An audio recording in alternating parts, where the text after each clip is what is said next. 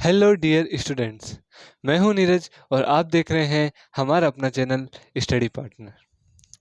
आज की क्लास में हम पढ़ेंगे क्लास 10th का जो मैथ्स में हमने टॉपिक स्टार्ट कर रखा था अरिथमेटिक प्रोग्रेशन। उसके अंदर आज हम एक्सरसाइज 5.1 करेंगे जो कि एनसीईआरटी सिलेबस पे बेस्ड है। उसी के साथ अगर आपने अरिथमेटिक प्रोग्रेशन का पहला वीडियो नहीं देख रखा, उस क्लास को पहले जाके अटेंड कीजिए, तभी आपको ये नेक्स्ट वाली क्लास में एक्सरसाइज समझ में आएगी। ठीक है, और अगर आपने वो वीडियो देख रखा है और अगर कोई डाउट है तो आप इस क्लास के वीडियो के नीचे कमेंट करके बता सकते हैं। तो शुरू करते हैं एक्सरसाइज 5.1 ऑफ अरिथमेटिक प्रोग्रेशन।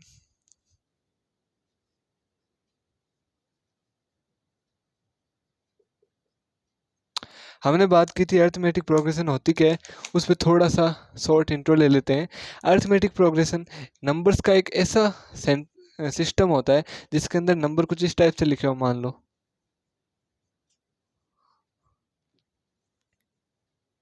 और नंबर चलते रहते हैं, कभी भी कंप्लीट नहीं हो। तो ऐसी कंडीशन में जब पहली टर्म लिखी जाती है उसको बोला जाता है टर्म फर्स्ट या फर्स्ट टर्म, फिर सेकंड टर्म, फिर थर्ड टर्म, इस टाइप के टर्म लिखी होती है। अब क्या होता है, इन टर्म के बीच में कुछ ना कुछ डिफरेंस होता है, कुछ इक्वल डिफरेंस होता है, जिसके बाद ही अदर टर्म आएगी। जैसे 1 और 3 के बीच में कुछ डिफरेंस है, 3 और 5 के बीच में कुछ डिफरेंस है, 5 और 7 के बीच में कुछ डिफरेंस है। इन डिफरेंसेस के बाद में कोई टर्म कंटिन्यू होती है। तो हम बात करते हैं जो डिफरेंस होता है उसको बोला जाता है कॉमन डिफरेंस, डी, जिससे हम डिनोट करते हैं। और फर्स्ट टर्म को बोला जाता है A1, सेकंड को बोला जाता है A2, ऐसे ऐसे करते AN टर्म तक होती है कोई समांतर श्रेणी। ये था थोड़ा सा शॉर्ट इंट्रो। एक हमने बात की थी, डी जो होता है वो होता है A2 माइनस A1, यानी सेकंड टर्म में से फर्स्ट टर्म को घटाने पे हमें क्या मिलेगा, D मिलेगा। अदर टर्म में बात करें तो D होगा A3 माइनस A2, ये भी एक D होता है। D A4 माइनस A3 भी होता है, यानी D होता है आगे वाली टर्म से जस्ट पीछे वाली टर्म को घटाना। या D का एक नॉर्मल या फॉर्मल रूप देखते हैं, वो होता है AN-1, ये एक D का फॉर्म होता है। तो ये हमने पढ़ा D। उसके बाद में एक फॉर्मूला होता है जिससे हम समझते हैं कि एपी का जो टर्म निकालने का तरीका होता है वो क्या होता है, ए एन बराबर A plus N minus one D. ये होता है एपी का एक फॉर्मूला, ए एन बराबर A plus N minus one D. इसमें हम पढ़ते हैं ए एन बराबर A plus N minus one D है, जहाँ पे एन की वैल्यू अगर 1 होगा तो यहाँ पे क्या लिखेंगे, एन बराबर 1। तो ए एन यानी A1 होगा तो वो क्या होगा, ए प्लस एन माइनस वन, यानी 1 - 1 डी का डी, तो ये हो जाएगा A plus 1 - 1 zero, zero multiply D बराबर क्या होगा A1। A1 बराबर क्या हो जाएगा ए वैसे होता क्या है, A1 के बराबर ही होता है, यानी ए बोल दो चाहे A1 बोल दो एक ही बात है। ठीक है, फिर हम मान के चलते हैं A2 निकालना है। हमें क्या निकालना है, A2, तो एन की जगह क्या रख देंगे, 2, तो यहाँ पे मिल जाएगा ए प्लस 2 - 1 डी का डी, तो हो जाएगा A2 बराबर ए प्लस 2 - 1 यानी 1 मल्टीप्लाई डी का डी। तो A2 बराबर ए प्लस डी, ये हो गया सेकंड टर्म। इस टाइप से हम जितनी भी चाहें उतनी टर्म निकाल सकते हैं। फिर हमने उसका एक तरीका भी बनाया था कि यहाँ पे जो टर्म आती है n, उससे एक कम डी के मल्टीप्लाई में होता है। तो हम क्या लिख सकते हैं, जैसे मान लो A7 लिखना है तो डायरेक्ट इस तरीके से क्या लिख सकते हैं, ए प्लस एन में से कम डी होगा, तो 7 है तो यहाँ पे क्या हो जाएगा 6D, डायरेक्ट निकालने के लिए। A9 पूछे तो A प्लस 8D, इस टाइप से हम कर सकते हैं। ये था शॉर्ट बेसिक जिससे हमने समझा था एपी क्या होती है। अब हम पढ़ेंगे एक्सरसाइज 5.1, उसके क्वेश्चन सॉल्व करेंगे। हिंदी मीडियम वाले और इंग्लिश मीडियम वाले दोनों के लिए क्वेश्चंस का आंसर सेम है, क्वेश्चन भी सेम है, बट वो ट्रांसलेशन का है। तो मैं ट्राई करूंगा दोनों चीज़ों में आपको समझा पाऊँ, और उसके साथ भाषा जो होगी वो हम हिंदी वाली प्रयोग करेंगे, क्योंकि हिंदी मीडियम का जो बेस है वो यहाँ पे ज़्यादा है, और भाषा मैं एक बार उसकी बताऊंगा। और इंग्लिश वाले मीडियम में जो तरीका होता है वो भी मैं आपको बताऊंगा कि आप इंग्लिश मीडियम में किस टाइप से लिख सकते हैं। तो स्टार्ट करते हैं बिना किसी देरी के एक्सरसाइज 5.1। एक्सरसाइज 5.1 जो है उसमें पहला क्वेश्चन दे रखा है, उस पर बात करते हैं। पहला क्वेश्चन जो कि इंग्लिश टेक्स्ट बुक में और हिंदी में दोनों में सेम है, लिखा हुआ है। इंग्लिश में बात करते हैं, in which of the following situation does the list of numbers involve make an arithmetic progression and why. Why question ये कह रखा है कि नीचे दी गई आपके पास घटनाएं हैं, इन घटनाओं में देखिए, नीचे दी गई जो कंडीशंस है इन कंडीशंस में देखिए कौन सी चीज एपी में है और कौन सी चीज एपी में नहीं है। कंडीशंस का अर्थ ये होगा कि आपको कुछ चीज समझा रखी है, कुछ आपको एक बात लिख रखी है, उस बात को देख के बताओ कि जो बार बार टर्म आ रही है वो एपी में है या नहीं है। एपी में कब होगा, मैंने आपको बता रखा है कि अगर ऐसी कोई टर्म है वो एपी में कब मानी जाएगी, जब common difference D is always equal. A2 में से ए1 घटाऊं तो भी बराबर है, ए3 में से ए2 घटाऊं तो भी वही चीज आए, तो उस चीज को हम बोलेंगे एपी में वो चीज होगी। यानी कि कॉमन डिफरेंस डी इज हमेशा जब इक्वल होगा तभी वो चीज एपी में गिनी जाएगी। ठीक है, तो देखते हैं, इन्होंने कहा है कि आप नीचे देखो, अलग अलग आपको कंडीशंस दे रखी है, घटनाएं दे रखी है, और देख के बताओ, अलग अलग परिस्थितियां दे रखी है, उसमें कौन सी चीज एपी में है और कौन सी नहीं है, और है तो क्यों है, नहीं है तो क्यों नहीं है। तो चलो शुरू करते हैं। पहला क्वेश्चन दे रखा है, the taxi fare after each kilometre when the fair is ₹15 for the first kilometre and the ₹8 for each additional kilometre. पहला क्वेश्चन क्या है, हिंदी में बात कर लेते हैं। पहला क्वेश्चन का सब क्वेश्चन है कि एक टैक्सी का किराया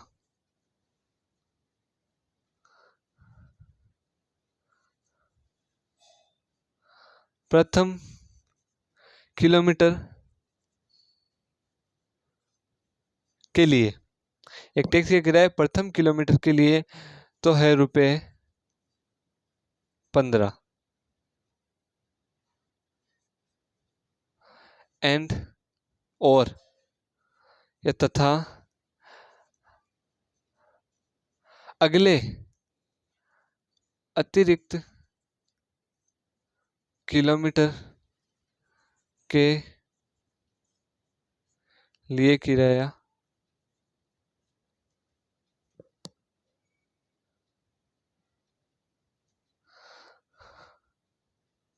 ₹8 होगा। तो चलो देखते हैं क्या है, ₹8 होगा। तो इस चीज से आप एक देखो, हम इस पे बात करते हैं कि आपको कहीं पे जाना है।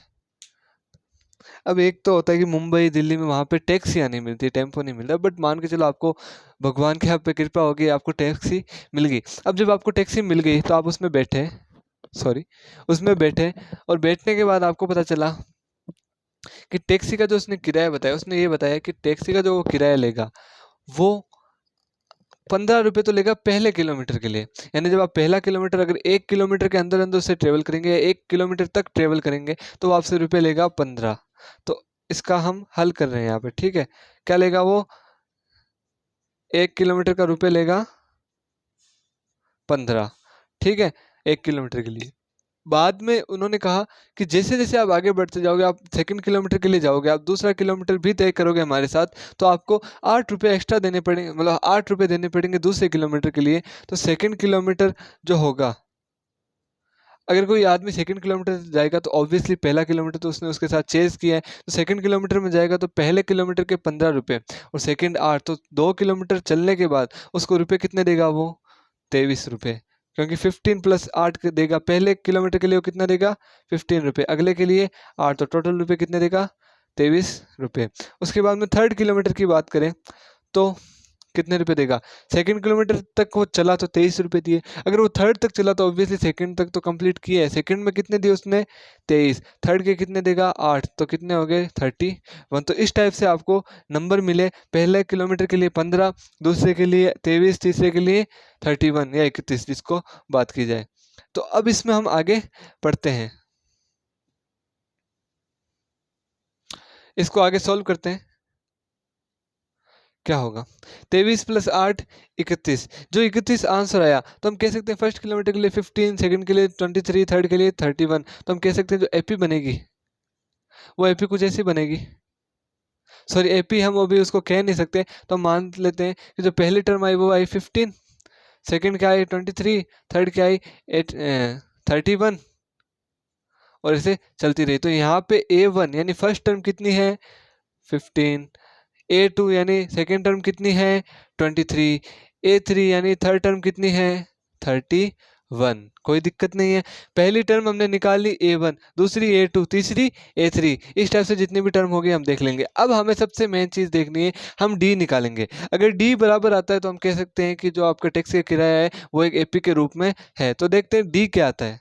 ऑब्वियसली ये एपी में होगा क्योंकि डी हर बार हर अगले किलोमीटर के लिए वो 8 रुपये ले रहा है, तो डी तो इक्वल आना है। बट हम क्वेश्चन के तरीके से सॉल्व कर लेते हैं, तो क्या होगा, डी होता है an-m-n-1। डी का एक फॉर्मूला होता है an-1, यानी बड़े पद में से जस्ट उससे छोटा वाला पद घटाना। तो ए डी की वैल्यू निकालते हैं तो डी आएगा a2 माइनस A1। A2 की वैल्यू कितनी है 23, माइनस A1 की वैल्यू कितनी है 15, तो वैल्यू आती है आपकी 8। फिर D बराबर A3 की वैल्यू माइनस A2, तो A3 की वैल्यू कितनी 31 और A2 की वैल्यू 23, ये हो गया आपका 8।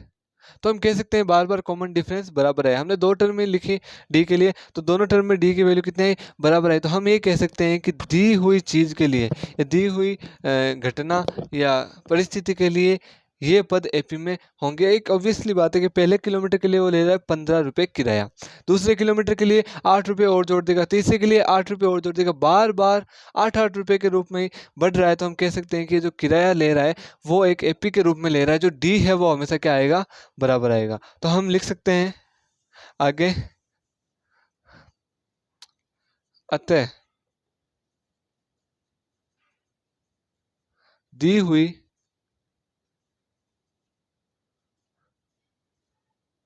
परिस्थिति एपी में होगी। ये आपका आंसर है, पहली कंडीशन आपकी एपी में होगी।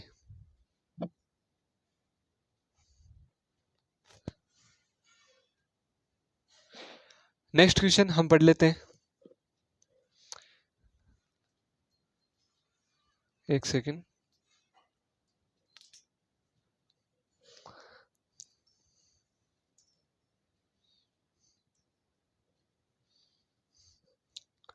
नेक्स्ट क्वेश्चन पे बात करते हैं।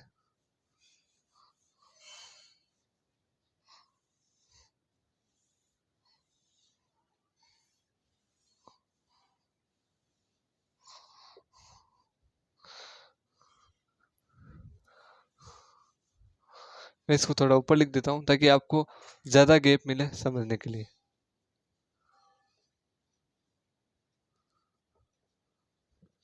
चलो फर्स्ट का सेकंड क्वेश्चन हम पढ़ते हैं। सेकंड क्वेश्चन ये कहता है, the amount of air present in a cylinder when a vacuum pump removes 1/4 of the air remaining in the cylinder at a time। अब हम क्वेश्चन को बार बार नहीं लिखेंगे, हम क्वेश्चन को डायरेक्ट समझ लेंगे ताकि बोर्ड पे सॉल्यूशन के लिए ज़्यादा हमें जगह मिले। देखो क्या कह रखा है, ये कह रहा है कि आपके पास कोई एक सिलेंडर है, उसमें एयर भरी हुई है, उस सिलेंडर में एयर भरी हुई है, तो उस सिलेंडर के एयर के लिए हर बार हम एक वाल्व के द्वारा उसके अंदर वाली एयर निकालते हैं। अब अंदर वाली एयर निकालने के लिए क्या कंडीशन है कि हर बार जब हम एयर निकालेंगे, तो पहली बार जब एयर निकालेंगे तो हम 1/4 निकालेंगे जितनी उसमें एयर प्रेजेंट है। यानी मान के चलो उसमें 10 एयर प्रेजेंट है, तो उसका 1/4 यानी 2.5 एयर हम बाहर निकालेंगे। आई बात समझ में, यानी जितनी भी एयर अंदर प्रेजेंट होगी उनका 1/4 एयर हम बाहर निकालेंगे हर बार। जैसे मान के चलो पहली बार जो एयर निकाली, दूसरी बार में अब जो अंदर एयर है उसका 1/4 निकलेगा, तीसरी बार अब जो एयर प्रेजेंट है उसका 1/4 निकलेगा। इसके लिए एक बेस्ट एग्जांपल मैं आपको समझा देता हूं। इसके लिए सबसे बेस्ट एग्जांपल हम एक शीट ऑफ पेपर से समझ सकते हैं।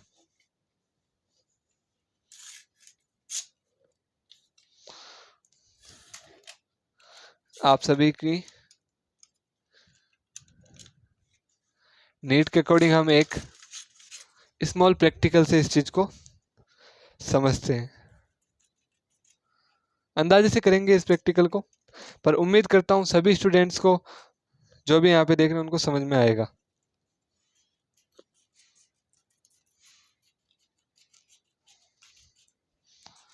देखो आपके सामने एक शीट ऑफ पेपर है। अब मान के चलो हमें कंडीशन ये दे रखी है कि शीट ऑफ पेपर को हमें काटते जाना है। पहली बार जब आप टुकड़ा काटो तो इस पूरी शीट का 1/4 उस टुकड़े को आपको काटना है। तो हम पूरी शीट मान लेते हैं ये है, तो इसके 4 टुकड़े कितने होंगे, 1 2 3 4, 4 टुकड़े ऐसे होंगे। तो मैं मान लेता हूँ 4 टुकड़े में से एक टुकड़ा मेरे को काटना है, तो वो लगभग इतना होगा।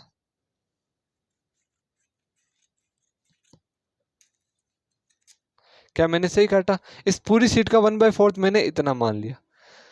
चलो एक बार इसको मैं रखता हूँ। अब ये सीट मेरे पास बची। अब बची हुई सीट का 1/4 फिर से निकालना है, तो अब इस सीट का जो 1/4 होगा वो थोड़ा छोटा होगा, वो कुछ इस टाइप का होगा। सॉरी,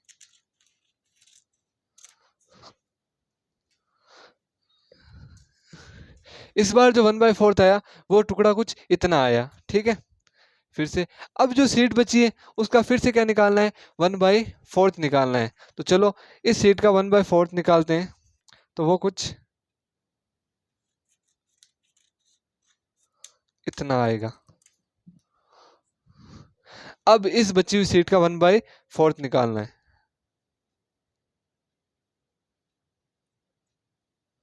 तो वो कुछ इतना आएगा। अब इस बची हुई सीट का 1/4 निकालना है, तो वो कुछ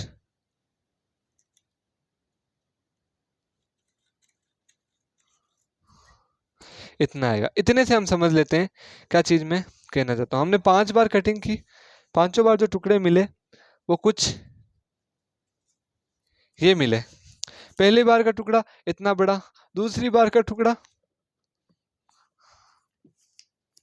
उससे छोटा, तीसरी बार का टुकड़ा उससे और छोटा। अब मैं इसके ऊपर लगाते जाता हूँ, आपको पता चल जाएगा भी टुकड़े छोटे किस साइज में। तीसरा वाला टुकड़ा उससे और थोड़ा छोटा,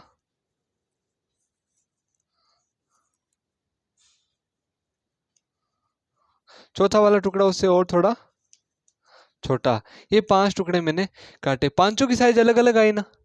तो हम ये कह सकते हैं इस एक्सपेरिमेंट से कि जो सिलेंडर के अंदर एयर प्रेजेंट होगी, बार बार जो एयर निकलेगी, तो हर बार एयर की जो साइज निकलेगी वो कम कम कम निकलेगी, जो क्वांटिटी ऑफ एयर निकलेगी बाहर वो कम निकलेगी, क्योंकि जो पहले एयर प्रेजेंट है उसका 1/4 जो निकलेगा वो 1/4 निकलने के बाद जो एयर प्रेजेंट होगी उसके 1/4 से ज़्यादा होगा।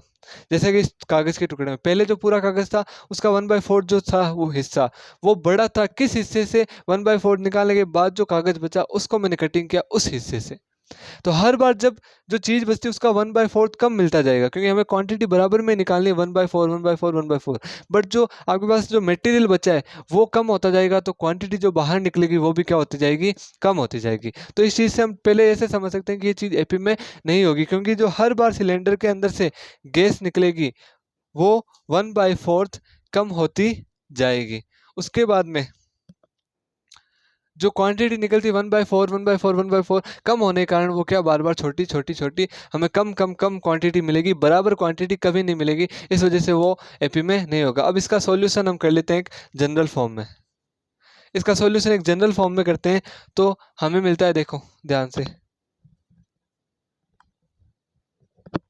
हमने ये तो पढ़ लिया एपी में नहीं है, अब हम ये समझ लेते हैं क्यों नहीं है बाय दिस थ्योरम। तो देखो मान के चलो किसी सिलेंडर में, मैं समझा रहा हूँ, चित्र वगैरह जरूरी नहीं है बट समझा रहा हूँ, कोई वाल्व लगा हुआ है, उससे जो अंदर एयर है उस एयर का वॉल्यूम कितना मान लिया मैंने, वी। वॉल्यूम कितना मान लिया, वी। अंदर प्रेजेंट एयर का वॉल्यूम मान लिया मैंने, वी। वी वॉल्यूम है, और मैं क्या मान लेता हूँ, वॉल्यूम वी होने के कारण जो फर्स्ट स्टेप होगा, फर्स्ट स्टेप क्या था कि पहले अंदर जो वॉल्यूम वी है उसका 1/4 वॉल्यूम आपको बाहर निकालना है। तो पहला तो जो टर्म होगा वो वॉल्यूम वी ही होगी, कंप्लीट एयर। सेकेंड टर्म में क्या कहा कि वॉल्यूम वी से 1/4 वी बाहर निकालो, फिर जो वॉल्यूम बचे उसको लिखो। तो देखो वॉल्यूम वी है उसमें से 1/4 वी बाहर निकाल रहा हूँ, तो क्या मिलेगा मेरे को, इसके नीचे कुछ नहीं तो 1। हम क्या करते हैं इस टाइप के फ्रैक्शन नंबर को जोड़ते हैं तो या एड सब्सट्रैक्ट करते हैं, तो हम क्या मानते हैं 1 और 4 का क्या लेंगे एलसीएम, तो वैल्यू आएगी 4। यहाँ पे ले लो एलसीएम, जिसको समझ नहीं आता 1 और 4 का एलसीएम होता है 2 से डिवाइड जाता है 1,2, 2 से डिवाइड जाता है 1,1, तो आ गया एलसीएम 1, 2 × 2 = 4, 1 और 4 का एलसीएम आ गया 4। अब एल्स फ्रैक्शन नंबर को ऐड या सब्सट्रैक्ट करने के लिए हम क्या करते हैं, जिस चीज के नीचे जो नंबर लिख रखा है उस नंबर का इस कॉमन वाले नंबर में डिवाइड करेंगे। 1 का डिवाइड करेंगे इस एलसीएम 4 में, तो वैल्यू कितनी आएगी 4। उस 4 को ऊपर वाले v से मल्टीप्लाई करेंगे तो वैल्यू आएगी 4v। फिर माइनस का माइनस, फिर 4 का डिवाइड देंगे 4 में तो वैल्यू कितनी आएगी 1। उस 1 को मल्टीप्लाई करेंगे ऊपर वाले v से तो वैल्यू आएगी v।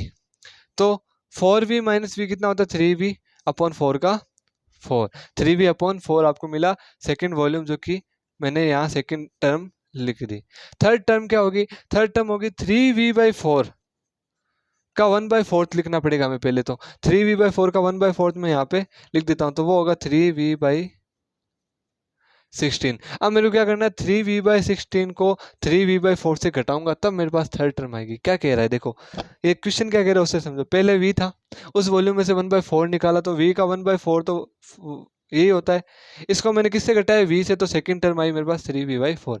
अब सेकंड टर्म का पहले हमें 1/4 लिखना पड़ेगा, वो मैंने लिखा 3v/16। अब इस 3v/16 को मैं 3v/4 से घटाऊंगा तो मेरे को वैल्यू क्या मिलेगी, वो थर्ड टर्म होगा। तो देखो 3v/4 से मैं घटाता हूँ 3v/16 को, तो वैल्यू क्या मिलेगी 4 और 16 का एलसीएम आता है 16। 4 का डिवाइड जाता है 16 में तो वैल्यू आएगी 4। 4 मल्टीप्लाई 3v होता है आपका 12v। माइनस का माइनस 16 का डिवाइड जाता है 16 में कितनी बार 1 बार। 1 मल्टीप्लाई 3v, ये लो 3v आ जाएगा। 12v माइनस 3v होता है 9v अपॉन 16। ये आ गया आपका थर्ड टर्म 9v अपॉन 16। हम थर्ड टर्म तक लिख लेते हैं, आगे हम बार बार नहीं जाएंगे। अब देखो आपको 1 2 3 टर्म मिल गई डी चेक करने के लिए, आगे आप जाओ तो जाओ नहीं तो मत जाओ, इतना ही कर लो बहुत है। अब हम निकालेंगे डी, अब हम निकालेंगे डी। इसके बाद मैं आपको भाषा बताऊंगा आपको कैसे करना है। हम निकालेंगे डी। डी निकालने के बाद क्या तरीका होता है डी का, डी का ये तरीका होता है कि a2 माइनस a1 कर दो। a2 माइनस a1 करेंगे तो क्या मिलेगा 3v/4 माइनस ये v लिखेंगे हम यहाँ पे 3v/4 माइनस v अपॉन 1। 4 और 1 का एलसीएम कितना आता है 4। आई बात समझ में। हम अब d निकाल रहे इसलिए वजह से इसको घटा रहे हैं। 4 और 1 का एलसीएम 4। 4 का डिवाइड जाता है 4 में कितनी बार 1 बार। 1 मल्टीप्लाई आता है 3v माइनस का माइनस 1 का डिवाइड जाता है 4 में कितनी बार 4 बार। 4 मल्टीप्लाई v आता है 4v। तो ये आ गया 3v minus 4v upon 4, value आती है माइनस का v/4। एक चीज हमेशा ध्यान रखना कि जो d है वो माइनस में भी आ सकता है, जीरो में भी आ सकता है, प्लस में भी आ सकता है। तो वो कोई कंडीशन वाली बात नहीं कि d माइनस में क्यों आता है, ठीक है, आ सकता है, कोई दिक्कत नहीं है। ये हमने d निकाला किसका, a2 माइनस a1 से निकाला है। फिर मैं वापस इक्वेशन को सही तरीके से बताऊंगा कैसे लिखना है, बट एक बार आंसर निकाल रहे हैं हम। ये हमने d निकाला, एक अदर टर्म में d और होता है a3 माइनस a2, ठीक है, वो मैं यहाँ पे लिख देता हूँ। a3 की वैल्यू कितनी है 9v/16 माइनस a2 की वैल्यू कितनी 3v/4। 9v upon 16 minus 3v/4 का एलसीएम होता है 16 हो जाएगा नीचे वालों का। फिर 16 का डिवाइड जाता है 16 में 1 बार। 1 मल्टीप्लाई 9v होता है 9v माइनस 4 का डिवाइड जाता है 16 में 4 बार। 4 मल्टीप्लाई 3v होता है 12v, वैल्यू है माइनस का 3v/16। तो देखो एक तो मेरे पास वैल्यू आ रही है d की v/4, एक बार आ रही है वैल्यू 3v/4 16 माइनस का। ये दोनों वैल्यू अलग अलग है तो d अलग अलग है, तो ये दोनों टर्म अलग अलग आने के कारण हम क्या कह सकते हैं, जो पूरा आपका सेगमेंट है ये एपी में नहीं होगा। रीजन क्या था कि जो v की वैल्यू आई वो हर बार क्या आई, अलग अलग आई, ठीक है, उस वजह से। अब इसके हम भाषा पे बात कर लेते हैं। सबसे पहले भाषा के लिए एक इंपॉर्टेंट चीज होती है, हिंदी मीडियम वाले और इंग्लिश मीडियम वाले दोनों स्टूडेंट के लिए भाषा के लिए सबसे पहले एक नीड होती है, ठीक है। पूरे क्वेश्चन में मैं आपको भाषा समझा देता हूँ। सबसे पहले लिखते हैं दिया गया, क्या लिखते हैं दिया गया, ये इंग्लिश में बात करते हैं गिवन डेट, हम लिखेंगे यहाँ पे दिया गया। भाषा का आपको सेगमेंट बता देता हूँ। फिर जो क्वेश्चन हम करेंगे ये थोड़ा थ्योरी टाइप का है, तो इसको मैं बोल के ज़्यादा समझाने की ट्राई करता हूँ, ताकि हर बच्चे को जो सुनने में जो समझ में आता है वो एक अलग ही मैटर करता है। सबसे पहले लिखोगे दिया गया। आपको जो चीज़ दी होती है, या तो इंग्लिश वाले हो तो वो लिख दोगे गिवन दैट, जो चीज़ दी हुई होगी उसको आपको लिखना है। क्या दिया है कि भाई एक सिलेंडर दिया है, उसमें वॉल्यूम v हम मान लेते हैं, उसमें से हर बार एयर निकालिए 1/4 उस वॉल्यूम की, ये हमने दिया गया, हमें लिख दी। हमें बाद में लिखना है ज्ञात करना, या इंग्लिश में लिखोगे फाइंड दैट। उसका अर्थ क्या होगा, ज्ञात करने में आप लिखोगे कि क्या ज्ञात करना है, हमें क्या ज्ञात करना था कि दी हुई परिस्थिति एपी में है या नहीं, ये हमें याद करना था। तो आप वो पूरी बात लिख दोगे। फिर आप लिखोगे प्रश्नानुसार, और इंग्लिश मीडियम वाले लिखेंगे अकॉर्डिंग टू द क्वेश्चन। फिर आप प्रश्नानुसार में जो सूत्र लगता है वो पर्सन को आप कैसे हैंडल करते हो वो आपको लिखना है। मैं आपको बताऊंगा, ये क्वेश्चन भाषा वाला है इसलिए मैं इसकी भाषा ज़्यादा नहीं लिखा रहा, या आपके मन से आपको जो अच्छा लगे तरीका मैंने बता दिया किस तरह से निकालना है। वी कैसे निकालोगे, हर बार टर्म कैसे लिखोगे, फिर आगे डी कैसे निकालोगे। और प्रश्नानुसार करने के बाद आपको आंसर लिखने हैं। आंसर लिखने के अंदर जो लास्ट आंसर आ जाता है ना, इस क्वेश्चन के तो नहीं, अलग जो आगे वाले क्वेश्चन होंगे उसका तरीका है। तो आंसर आ जाता है तो उसको डब्बे में बंद करना बेहद जरूरी है, ताकि अगला जो एग्जामिनर हो उसको वो चीज़ समझ में आए। और मैं चीज़ें केवल एग्जाम पास करने के लिए नहीं पढ़ा रहा, आप किसी अदर स्टूडेंट को पढ़ाओ या आपके काम आए इसलिए पढ़ा रहा हूँ, कंपटीशन एग्जाम में काम आए इसलिए पढ़ा रहा हूँ, ताकि हर स्टूडेंट को मदद मिल सके। जिसको साइंस और मैथ्स में इंटरेस्ट है वो देखे तो उसको भी मदद मिले।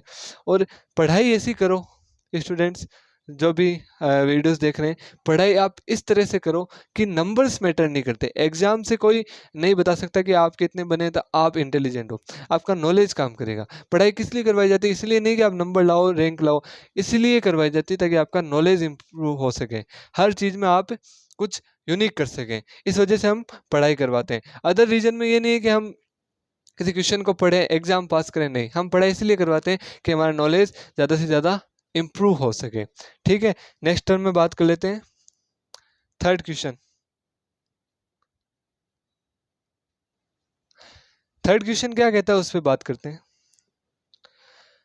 The cost of digging a well after every meter of digging when its cost 150 for the first meter and rises by 50 rupees each subsequent meter। ये सेम वो टैक्सी वाले क्वेश्चन की तरह ही है। ये कह रहा है कि, हिंदी में बात कर लेते हैं, कि कोई कुआं खोदना है या वेल जो है वो डिग करना है। कुआं खोदने के लिए जो मशीन वगैरह लग रही है वो क्या चार्ज लेती है, वो ये चार्ज लेती है कि अगर आप 1 मीटर का कुआं खुदाते हो, खोदते हो, खुदवाते हो, तो 1 मीटर के कुआं खुदवाने के लिए आपको पे करना पड़ेगा 150 पहले मीटर के लिए। अगर फिर आप दूसरा कुआं खुदवाते हो, मतलब दूसरे मीटर तक भी जाते हो, तो सेकंड मीटर के लिए 50 रुपये ऐड हो जाएंगे। टोटल रुपये आपसे कितने लेंगे, 200। थर्ड कुआं जब आप खुदाओगे तो आपसे रुपये कितने लिए जाएंगे, 100, सॉरी कितने लिए जाएंगे, 200 प्लस 50, 250। यानी हर मीटर पे आपको 50-50 रुपये देने पड़ेंगे, और पहले मीटर के लिए 150 देना पड़ेगा। तो ये मीटर जुड़ते क्यों है उसका भी बता देता हूँ। पहली बार जब देखो, सॉल्यूशन करते हैं हम, सॉल्यूशन करते हैं कि पहले मीटर के लिए कितना रुपये था, फॉर फर्स्ट मीटर कितना था, 150 रुपीज। फॉर सेकेंड मीटर कितना है, 200 रुपीज। फॉर थर्ड मीटर कितना है, 250 रुपीज। ऐसे 50-50-50 रुपीज बढ़ते जाएंगे। इस वजह से हर बार जो टर्म लिखेंगे उसको हम किस टाइप से लिखेंगे, पहली टर्म होगी 150, सेकेंड होगी 200, थर्ड होगी 250, और ऐसे बढ़ती जाएगी। इस वजह से ये कहा गया पहली बार जब मीटर खोदोगे, पहला मीटर, तो आपको 150 रुपये देने, दूसरे मीटर के लिए 200 रुपये, तीसरे मीटर के लिए 250 रुपये। इस तरह से आपको ये कुआं खोदना है। तो आप देख सकते हो यहाँ पे वही रूल, A1 कितना है, 50, 150, A1 कितना है 150, A2 है 200, A3 है 250। अब आप क्या करोगे, डी के लिए A2 माइनस A1 करोगे, 200 माइनस 150, वैल्यू आएगी 50। आप करोगे डी बराबर A3 माइनस A2, तो आएगा 250 माइनस 200, तो वैल्यू आएगी 50। तो ये आ गया 50-50 बराबर वैल्यू आ रही है, तो हम कह सकते हैं कि दिया हुआ क्वेश्चन जो है वो एपी में होगा। यानी जो हर बार आप कुआं खोदोगे तो आपको जो वैल्यू देनी पड़ेगी 50-50 रुपये के बराबर अमाउंट ही देनी पड़ेगी, इसलिए क्या होगा, एपी में होगा। तो हम कह सकते हैं दिया हुआ क्वेश्चन जो है या दिया हुआ परिस्थिति जो है वो एपी में होगी। थर्ड क्वेश्चन जो है पहले का वो आपका एपी में है। रीजन साफ है कि डी निकाल दें वो बराबर आता है। हमने टर्म कैसे लिखी, पहले कुएं के लिए 150, दूसरे के लिए 200, क्योंकि 50 रुपये हर बार देने, फिर 250, फिर आपके 300, 350, इस टाइप से बढ़ते जाएंगे। अब वन का फोर्थ क्वेश्चन हम पढ़ लेते हैं।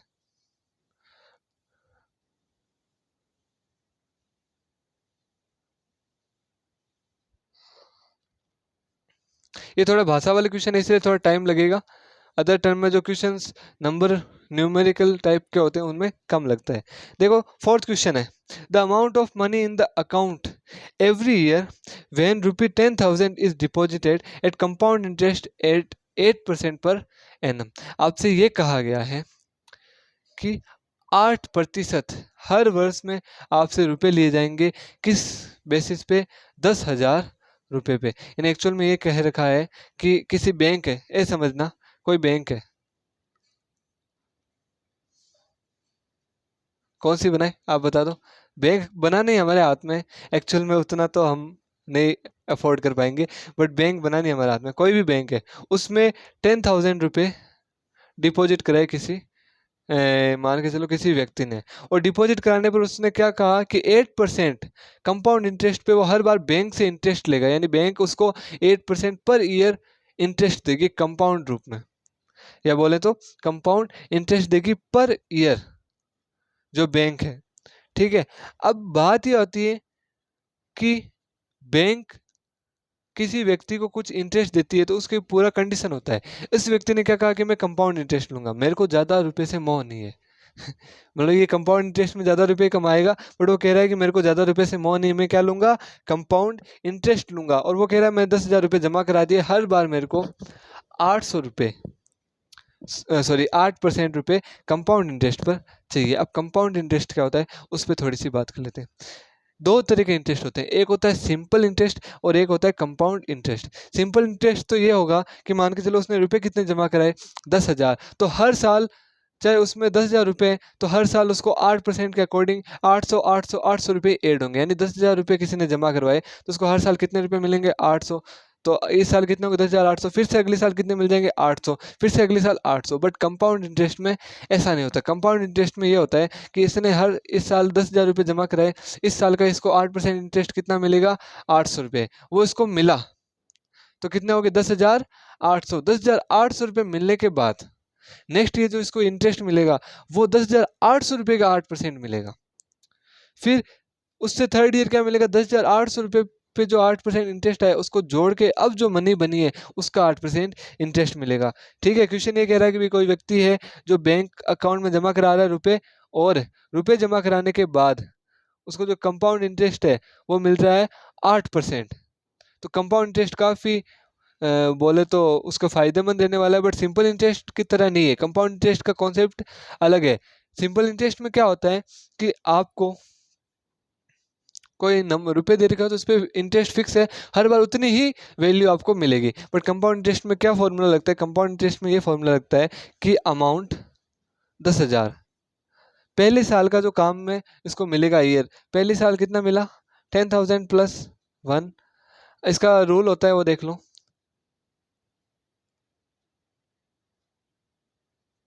क्या है? 10,000 ब्रैकेट में लेगा 1 प्लस 8/100। 8/100 का अर्थ होता है 8%। तो ये होता है कि रुपए ब्रैकेट में हो जाएगा 1 प्लस 8/100 का अर्थ ये होता है कि परसेंटेज को वैल्यू कर दिया 8% और ब्रैकेट क्लोज। तो पहले ईयर के लिए तो उसको मिलेगा 10,000 ब्रैकेट में 1 प्लस 8/100। दूसरे ईयर के लिए उसको मिलेगा 10,000 ब्रैकेट में 1 प्लस 8/100, ये बट उसका क्या होगा इस बार? स्क्वायर होगा। थर्ड बार में क्या होगा? 10,000 रुपये है, 1 प्लस 8% उसका क्या होगा? क्यूब होगा। यानी जैसे जैसे हर ईयर में उसको कैसे रुपए मिल रहे हैं, पहले ईयर में उसको मिले 1,000 रुपये पर 1 प्लस 8/100 रुपये 100, यानी उसका जो परसेंटेज आ रहा है उसको उससे मल्टीप्लाई करा है किससे? 10,000 से। जो अमाउंट मिली वो उसका टोटल वैल्यू होगी। यानी कहने का मतलब है किसी व्यक्ति ने अगर कंपाउंड इंटरेस्ट पे जमा करवाए रुपए, सिंपल इंटरेस्ट पे जमा करवाता तो उसको 800 रुपये मिलते, चाहे उसके बैंक में कितने भी रुपए जमा हो रहे हो उसको हर बार 800 रुपये मिलते, ना कम ना ज़्यादा। बट कंपाउंड इंटरेस्ट में क्या होता है कि उसने 10,000 रुपये जमा करवाए ना, तो पहले ईयर में जितने रुपये मिलेंगे उस इंटरेस्ट के रुपए को अगले साल में जोड़ के, यानी पहले साल 10,000 रुपये थे उस पर इंटरेस्ट मान लो 800 रुपये, तो अगले साल 800 रुपये उसमें ऐड हो जाएंगे, 10,800 हो जाएंगे, फिर उसका इंटरेस्ट लगेगा 8%। फिर अगले साल 10,800 रुपये में जो 8% इंटरेस्ट जोड़ा उसका फिर इंटरेस्ट लगेगा 8%। तो इस तरह से वैल्यू हर बार इंक्रीजिंग होती जाएगी। तो सीधी सी बात में हम ये कह सकते हैं कि ये जो टर्म होगी वो एपी में नहीं आएगी, क्योंकि हर बार इंक्रीज हो रही है किसकी? अमाउंट ऑफ मनी, जो वैल्यू वो ज़्यादा हो रही है। दूसरी बात, कंपाउंड इंटरेस्ट को इस तरह से शो कर सकते हो कि रुपए बाहर लिख दिए, अंदर 1 प्लस कितना % ब्याज लग रहा है वो, अगली बार में वही रुपए बाहर 1 प्लस कितना ब्याज लग रहा है, फिर उसका स्क्वायर, थर्ड बार में उसका क्यूब। इस टाइप से आपको आंसर लिखना है और फिर आप जब डी निकालोगे इसका तो डी हमेशा अलग अलग आएगा, क्योंकि कंपाउंड इंटरेस्ट में बार बार इंटरेस्ट या फिर जो वैल्यू है ऑफ मनी वो बढ़ती जा रही है। इस वजह से हम कह सकते हैं कि कंपाउंड इंटरेस्ट के अंदर जो होगा वो कभी भी एपी नहीं हो सकती। तो कंपाउंड इंटरेस्ट जो होगा उसमें एपी का कोई भी फॉर्म नहीं होगा। तो आज हमने पढ़ा एक्सरसाइज 5.1 का पहला क्वेश्चन, उसके सब क्वेश्चन चारों कंप्लीट किए, भाषा से रिलेटेड था और आपको पता भी चला कि भी एपी का क्या रोल होता है। एपी तभी होगी कोई चीज़ जब डी हमेशा बराबर है। तो ये हमने पढ़ा कि एपी का क्या रोल होता है। इसकी नेक्स्ट क्लास में जब हम एपी की जब क्लास लेंगे मैथ्स की 10th की, तो हम उसके क्वेश्चन 2, 3, 4 उसके बारे में बात करेंगे, जितने क्वेश्चन हो पाए उस पर। आज हमने 1 पूरा क्वेश्चन पढ़ा, भाषा समझी, और आगे वाले क्वेश्चंस जो न्यूमेरिकल होंगे उसमें हम थ्योरी विद वो भाषा के रूप में लैंग्वेज में हम पढ़ेंगे। अगर आज वाली क्लास में कोई भी डाउट है तो आप हमें कमेंट कर सकते हो, या जो हमने फैसिलिटी प्रोवाइड करी कि मेल आईडी वाली, हर वीडियो के डिस्क्रिप्शन बॉक्स के के अंदर आपको मेल आईडी मिलेगी, वहाँ पे जाओ, उस पे उसको कॉपी करो, मेल में ओपन करो, वहाँ पे हमें सवाल पूछ सकते हो। फिर आपका सवाल अगर बहुत बड़ा होगा तो हम उसको एक वीडियो के माध्यम से मैं उसका वीडियो अपलोड कर दूंगा जल्द से जल्द, आपको बता भी दिया जाएगा कि भी कब वीडियो अपलोड करूंगा। उससे पहले ये जो आज वाले क्वेश्चन है, अगर कहीं पे भी डाउट है तो प्लीज़ पूछो, अगर समझ आ गया, वीडियो पसंद आए तो प्लीज़ वीडियो लाइक कीजिए, और अगर अभी तक आपने हमारे चैनल को सब्सक्राइब नहीं किया तो प्लीज़ चैनल को सब्सक्राइब कर दीजिए, बिकॉज आप सबके सपोर्ट से ही टीचिंग के अंदर मैं कुछ यूनिक और बेस्ट कर सकता हूँ, आप सबके सपोर्ट से ही। ठीक है, तो अगर अभी तक नहीं प्रेस किया तो प्लीज़ प्रेस कर दीजिए सब्सक्राइब बटन। एक प्रेस से हमारे चैनल को ग्रोथ होने में काफ़ी ज़्यादा हेल्प मिलेगी, ये आपके एक प्रेस की बहुत बड़ी वैल्यू है। तो प्लीज़ सब्सक्राइब बटन पे प्रेस कर दीजिए, चैनल को ज़्यादा से ज़्यादा शेयर कीजिए, वीडियो को ज़्यादा से ज़्यादा शेयर कीजिए, हर वीडियो को, ताकि जो नए स्टूडेंट्स हैं उनको वीडियो पहुंच सके, उनकी हेल्प हो सके। और जो कंपटीशन एग्जाम्स के बारे में पढ़ रहे हैं, या फिर 9th 10th के बारे में पढ़ रहे हैं, जो 11th 12th में साइंस है उनको ये चीज़ें समझ में नहीं वो पढ़ रहे हैं, या जिस भी स्टूडेंट या व्यक्ति को साइंस और मैथ में इंटरेस्ट है वो पढ़ रहे हैं, तो वीडियो पसंद आए तो प्लीज़ लाइक कीजिए और साथ में शेयर ज़्यादा से ज़्यादा कीजिए, ताकि आपके ध्यान में जो स्टूडेंट है उनकी हेल्प हो सके, और हमारा जो वीडियो है वो जल्द से जल्द बाकी स्टूडेंट के रिकमेंडेशन में भी पहुंच सके। तो आज वाली वीडियो में कोई भी दिक्कत है तो भी आप हमें बता सकते हैं कि यहाँ पे कोई कमी रहेगी या फिर यहाँ पे कोई दिक्कत रहेगी जिससे आपको समझ में नहीं आया। मिलते हैं इसी के नेक्स्ट वीडियो में नेक्स्ट टॉपिक के साथ, नए जोश के साथ, और कुछ यूनिक करेंगे। Thanks for watching.